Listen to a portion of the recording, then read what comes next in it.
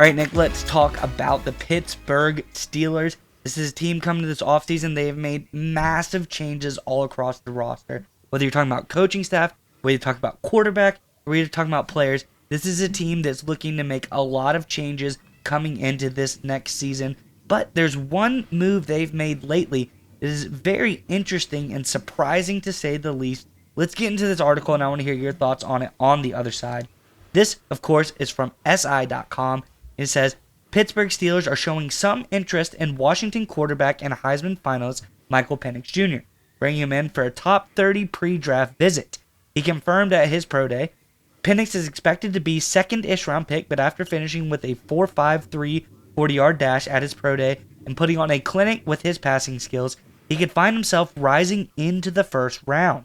The Steelers currently hold the 20th pick in the NFL draft, and while quarterback wasn't on their list prior to this meeting, it could be now.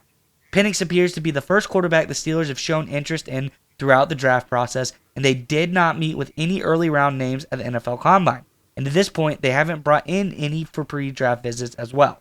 Nick, I think this is really interesting, showing that the Steelers may have found a guy they're pretty interested in as an upcoming rookie. I'm curious what your thoughts are, but Steelers fans, in the comment section below, if given the choice of Michael Penix, Justin Fields, or Russell Wilson as the quarterback for this team going forward, which one of those guys would you pick and why? Not just for this year, that's going forward as well. Let us know in the comment section below. But Nick, what are your thoughts on this latest news about the quarterback position for the Steelers? Yeah, I think the important thing is the word you mentioned there, or the phrase going forward, right? What is the long-term answer for the Pittsburgh Steelers at quarterback? And Russell Wilson, he's a short-term, maybe medium-term answer. I think he's certainly an upgrade over Kenny Pickett, Mason Rudolph. But in terms of, hey, what's the long-term plan at quarterback? Realistically, he probably isn't going to be that due to his age, of course.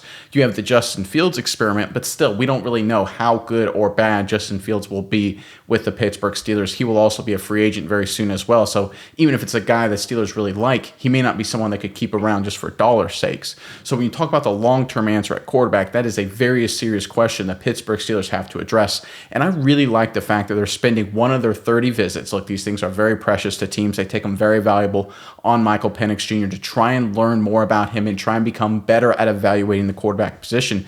Because the Steelers are in a dilemma. I call it the Tom Brady problem, right? And that's kind of the phrase I've used for it, where teams have such a great quarterback for such a long time. When that quarterback retires or leaves, they become terrible at evaluating the quarterback position. That's just the reality.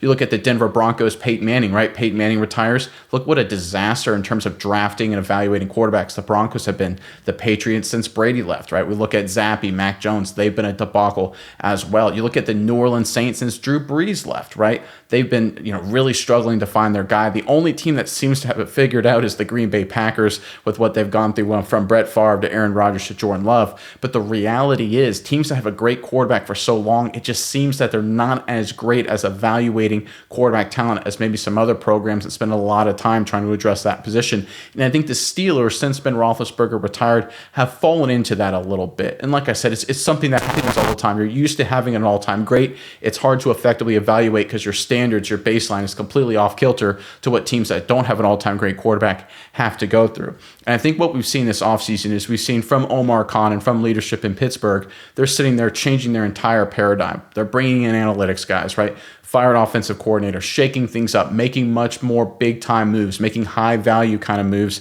And I think focusing and potentially, I don't know if they're going to draft Michael Penix Jr., but spending a lot of time trying to evaluate him is an indicator that they recognize they are having or had the same problem that the Patriots had, the Broncos have, the Saints have, and so on, is that it's really hard for them to understand how to evaluate the quarterback position, and spending a lot of time and effort trying to learn more, trying to get better at evaluating that position. And the only way you get better at evaluating draft talent is by spending a lot of time and effort evaluating draft talent.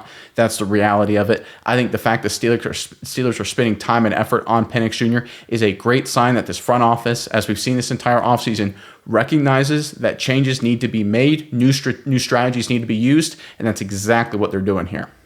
Yeah, Nick, and I like the point you bring up about losing sight of evaluating quarterback talent once you lose a great one. And it's like you said with Brady, the Patriots, they always brought in guys even after they had Brady. Everybody else was like, well, they got this guy to be the backup for Brady. they're great at evaluating talent. Maybe he's the future. And you look at, Brock Osweiler, you look at Jimmy Garoppolo, you look at Ryan Mallett. All these guys cycle through the league, really didn't turn out to be anything too special, I would say, outside of Jimmy G, but he had a terrible injury history. And you see, the Patriots, once they got Tom Brady, they kind of shut off the quarterback evaluating side of the brain. So I think the Steelers, they're getting back to basics, and I really like the strategy they've done here, where potentially, let's say Michael Penix is on the table and he is a guy that they're going to go after. Now you have 3 options to hit. I think out of the 3, you're probably going to get somebody who's going to be decent for you versus, trading away your future, giving up a haul to try to go number 1 overall and get a random quarterback who you don't know is going to be. I like the strategy the Steelers has done, is brought in a rookie, a guy who's younger, been around a while, and a veteran to see if one of those guys fit the bill. And when you talk about, Ben Roethlisberger, a guy, he was 6'5", about 240 pounds in the league. The Steelers want a guy who's a little bit bigger. So when you think about Russell Wilson's, like you alluded to, he's not going to be the guy for the future. He doesn't fit the style of the Steelers. He's a little bit more mobile, but he's not as big of a guy the Steelers has liked in the past. Justin Fields is in that 6'3", 225-pound range. And Michael Penix as well. He's 6'3", 215 pounds, but he could put some size on once he gets into an NFL training program. So I think there's a couple of guys here that fit the prototypical build as that mobile, gunslinger type of passer for the Steelers. But also I think they have 3 guys in here who potentially all could be options for them, and they're not limiting themselves to just one guy they pick up in the draft. And just to end on here, right? It's a rule. Anyone who follows football knows it. It's one of those things. If you do not have a top 5 or top 6 or top 8, whatever, elite quarterback in the NFL, if you don't have a Mahomes, if you don't have a Joe Burrow, if you don't have a Matthew Stafford, right? If you don't have one of those guys, a Josh Allen for the Buffalo Bills, you should always trying to be evaluating the quarterback position, trying to get better at the quarterback position, because the Steelers had Roethlisberger for so long, like you said, that kind of turned off that side of their brain. I love the fact they're turning it back on, even though they've already addressed the quarterback position this offseason with Wilson and Fields. I love the fact they're keeping that quarterback evaluation mindset open and allowing themselves to be available to take advantage of opportunities if a guy they really like falls to them, whether it's in this draft or future drafts.